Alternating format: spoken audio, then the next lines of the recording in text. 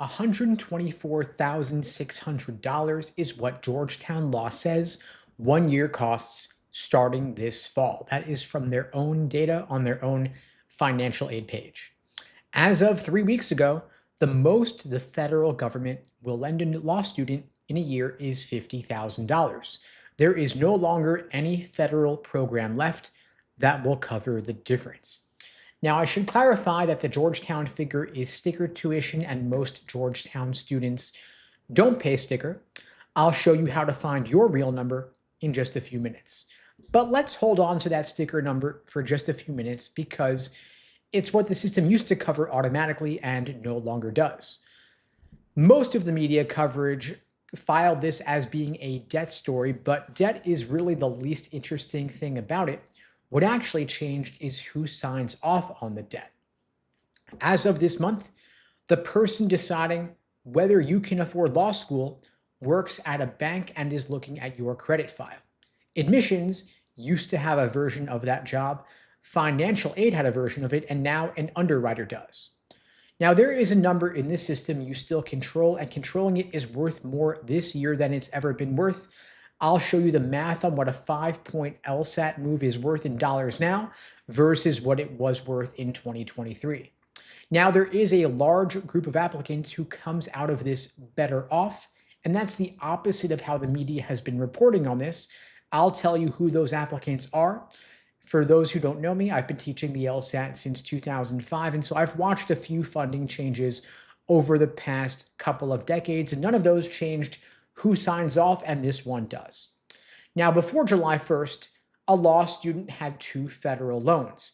They had direct unsubsidized loans capped at $20,500 a year, and then there were the Grad Plus loans, which went all the way up to your school's full cost of attendance, whatever that number happened to be.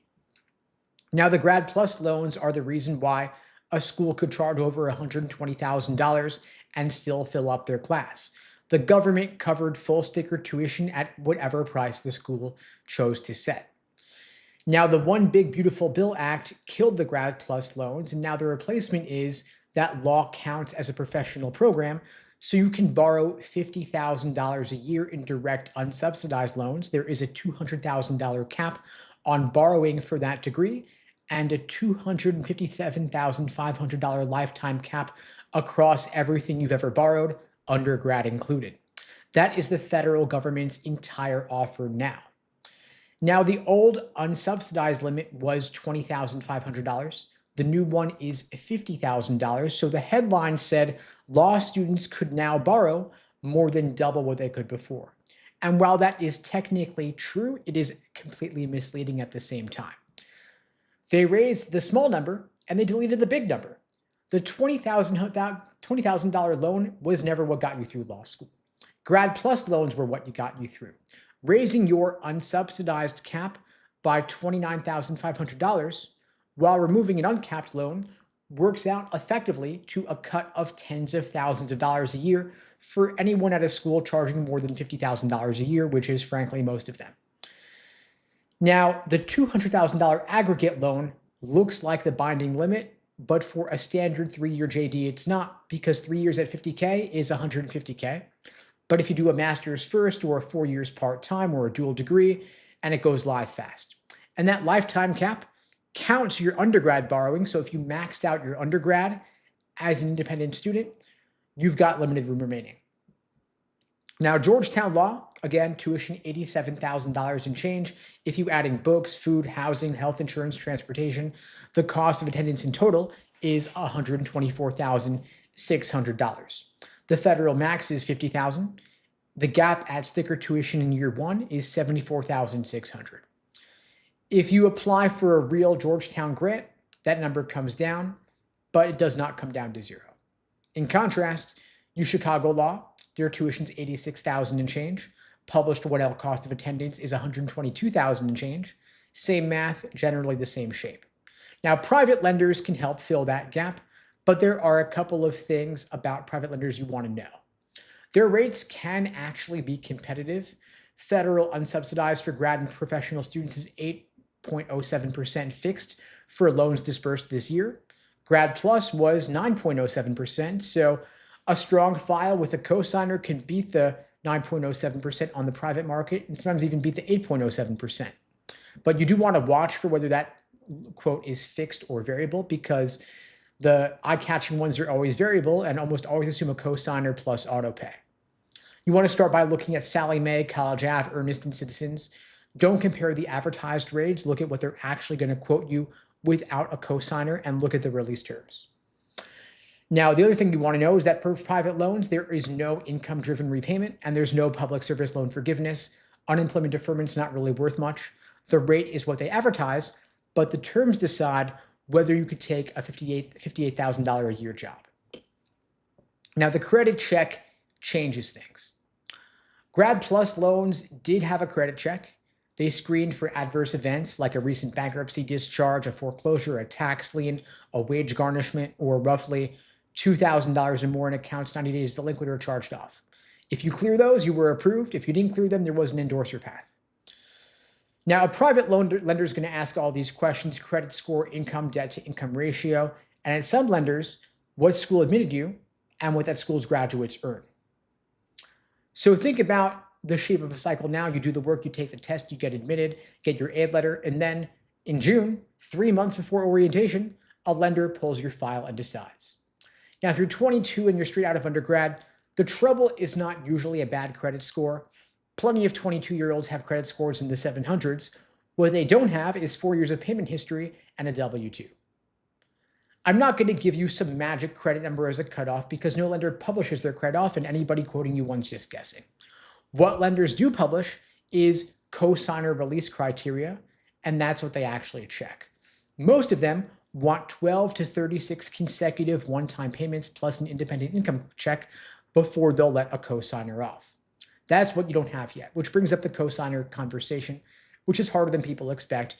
You're asking someone you know to attach their credit and their debt to income ratio to $75,000 a year for 3 years. And the older you are, the worse the conversation goes. At 22 years old, you're still somebody's kid and it's a normal question. At 31, it's like you're admitting something. So what I want you to do now is do the boring homework that determines whether you get to go at all. Pull all 3 of your credit reports. You could use a site like annualcreditreport.com. It's free. 1 in 5 people have a confirmed error on at least one of their files, and you want to get those things corrected now. Do that a year out, not the week before you enroll. And before anybody says law schools will just cut tuition, they're not going to, and it's not because they're greedy necessarily. Most law schools are tuition dependent, and the entire class gets built backward from their net tuition targets, the numbers they've got to meet to maintain their revenues. Surprisingly, the library is one of their biggest line items, and they're not going to cut it. So Congress cut off the unlimited loan without touching the price, and the difference goes to the credit market. The schools that are already over $50,000 a year, they're stuck between a price they can't lower and a funding source that's now gone. So what you want to do ideally is get more scholarship money to offset your tuition to reduce the amount that you need to borrow. Ideally, hopefully, you won't need to borrow anything at all. You'll be able to get a full ride to law school or even a full ride plus a living stipend. It is possible to do that, believe it or not. The way you get those scholarships is by applying to law school with an LSAT and GPA above the medians of the law schools that you're targeting. And for most of you watching this, your GPA is probably pretty fixed at this point in time. If you're finishing up undergrad or you've already finished it now, but the LSAT is the biggest factor you can control. It's the way that you get more scholarship money by giving law schools a reason to give you discounts on your tuition to help them raise their standing in the rankings. If you want my help getting your scholarship money, getting a higher LSAT score, I'm happy to help you out. I'm offering free LSAT tutoring for everybody watching this now or later. You can book that free LSAT tutoring lesson with me personally. The link to book that is unpluggedprep.com/start. The link is below the video on YouTube, pinned in the chat on YouTube, in my bio on TikTok and IG. I've also put together a free LSAT cheat sheet to help you jumpstart your LSAT prep. It's a quick reference on everything, logical reasoning and reading comprehension. You can grab that at unpluggedprep.com/cheat sheet. Again, links below the video, pinned in the chat, in my bio as well. Happy to help you out. Now, one thing you should know about LSAT scores. that law schools publish. The median LSAT score that a law school brags about does not include a big chunk of the people sitting in that building.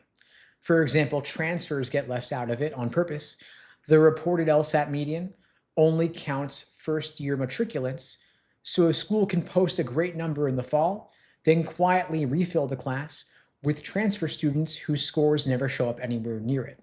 For example, Georgetown enrolled 120 transfers in the fall of 2025, the most in the country, according to the American Bar Association's 509 disclosures. Now, here's another one, and I'll come back to this. The 94% employment stat on the brochure includes jobs the school itself paid for. So a median is not a ranking. Those are two different things, and the schools blur them for a reason. The median is one number describing last year's class. It is the number your file gets compared to the second an admissions reader opens it. If a school's median jumps and your LSAT didn't jump, you just became a reach at a place that was a target 12 months ago. And that jump is real. This past fall, the average LSAT median across every ABA-approved law school went up 1.79 points in a single year. Out of roughly 196 schools, only 3 of them dropped their median. And so that safety you picked off last year's chart is probably not a safety anymore. In other words, your number didn't change, while the target did change. And it's not only the LSAT bar that climbed, GPA medians moved also. The average GPA median across all law schools is now at 3.65, up from 3.36 10 years ago. And Texas A&M brought in a 1L class with a 4.0 median last fall. So the students you're stacked against look stronger on paper than any class in history. 2 of your 3 big admissions numbers, GPA and reputation, are basically frozen by the time you hit submit. Now, schools are effectively aiming for a median about 1 point higher than the one they just published. The 509 number is a rear view mirror. It describes the class that already enrolled, not the bar you've got to clear this cycle.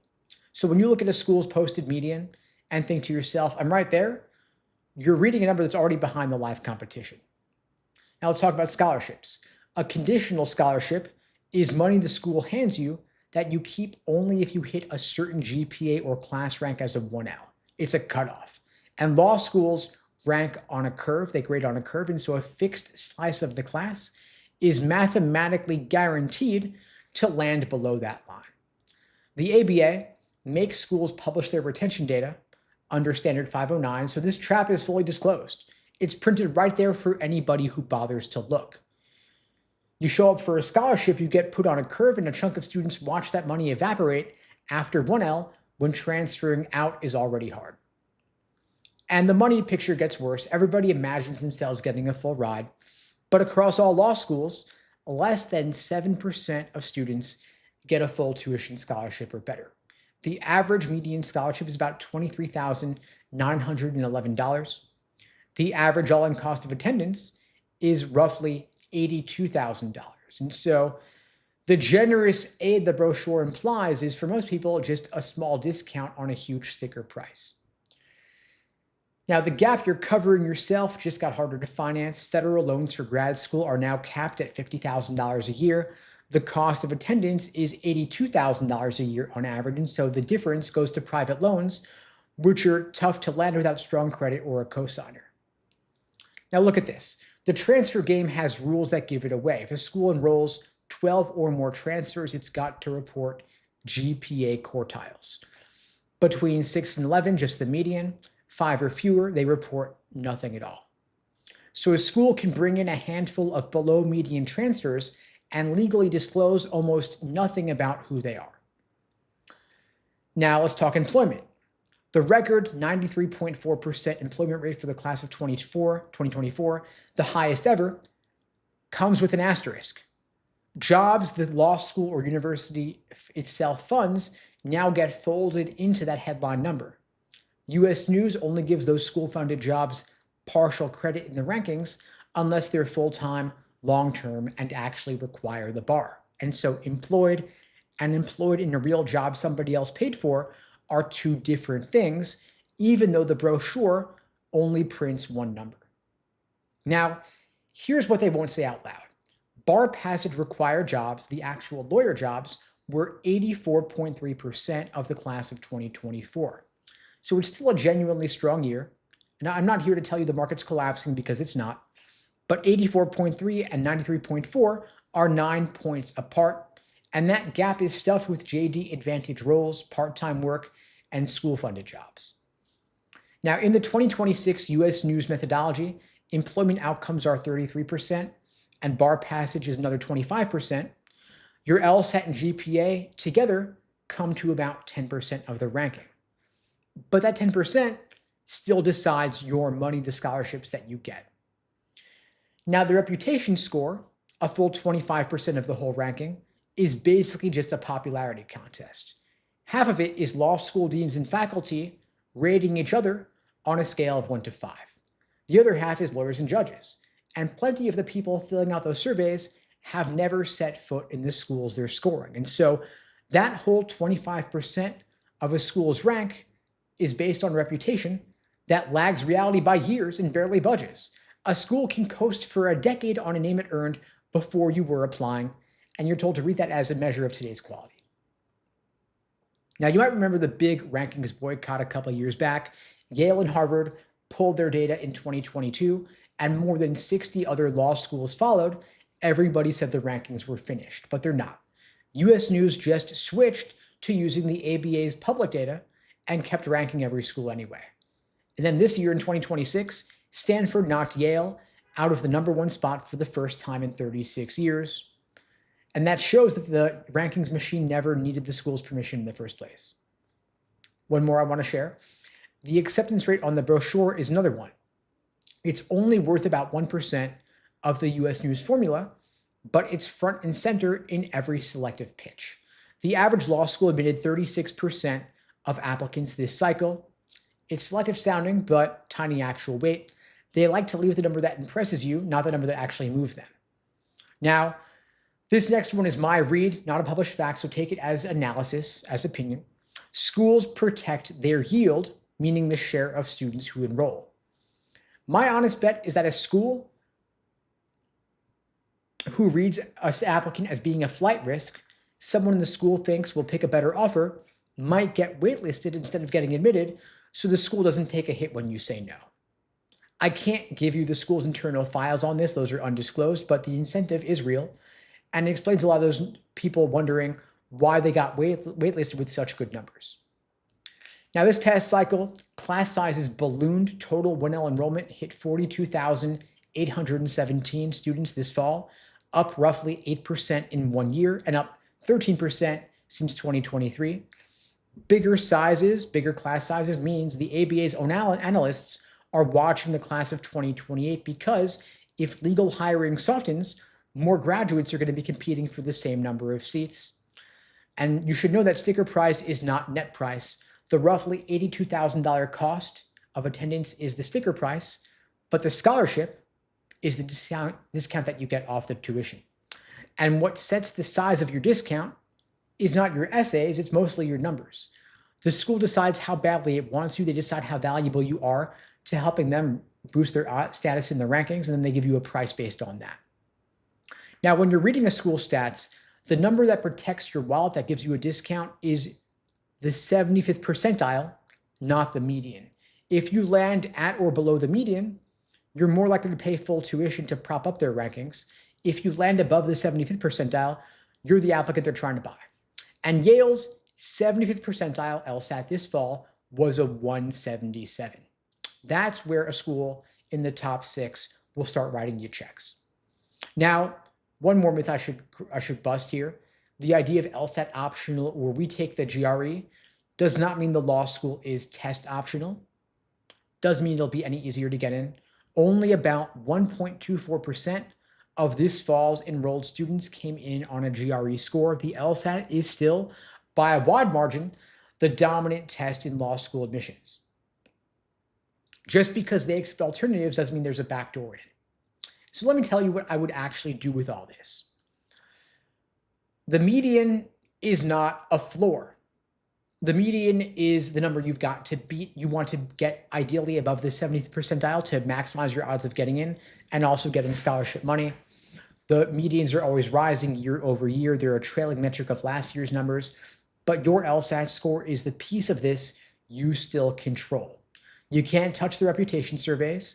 Your undergraduate GPA is probably pretty locked by this point, but your LSAT score is the one input you can go out and change, and it makes schools compete for you with real money instead of conditional money. Think about what the score actually buys now. 28 schools posted a 170 plus median this past fall. 10 years ago, that was only 5 schools. The bar moved up. But a higher bar means a strong score is worth more money and more admits than it's ever been worth because every school is chasing the same medians you can move. And a strong score is how you land above that 75th percentile instead of being below the median. Above it, you're the reason their number goes up, so they pay you to come. Below it, you're the one funding somebody else's scholarship. Same school, same year, the score decides which side of that line you're on. And it's the one thing you can actually retake. The LSAT is cleaner and simpler today than it was a couple of years back. No logic games for the past 2 years. It's now 2 score logical reasoning sections. That's 2/3 of your score. 1 reading comp section for the other third, plus 1 unscored extra section on that same 120 to 180 scale. Fewer moving parts, more of your outcome riding on skills you can drill. And if you want my help, I'm offering a free LSAT tutoring lesson for everybody watching this now or later. You can book that free tutoring lesson with me personally at unpluggedprep.com/start. The link is below the video on YouTube, pinned in the chat on YouTube, in my bio on TikTok and IG. I've also put together a free LSAT cheat sheet to help you jumpstart your LSAT prep. You can grab that at unpluggedprep.com/cheat sheet. Again, link is below the video, pinned in the chat, in my bio as well. In the meantime, all the best. Take care. Thanks for joining.